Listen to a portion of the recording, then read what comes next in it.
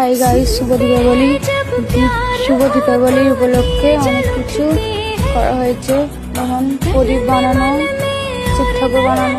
তোমার লাস্টের ভিডিওটা দেখতে থাকো।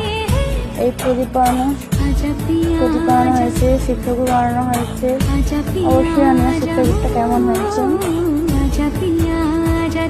তোমার শেষ অব্দি ভিডিও দেখতে থাকো। শিব ঠাকুর বানানো হয়েছে, দেখো আমি প্রদীপগুলো জ্বালিয়েছি। দেখো কেমন লাগছে অবশ্যই বলবেন। দেখো প্রদীপগুলো ভীষণ ভালো লাগছে। তারপর আমার বাজি ফাটাচ্ছিল, বড় রকেট ফাটানো হচ্ছে। দেখতে থাকো। ঠাকুর আনার পর পুজো হওয়ার পর টাটা।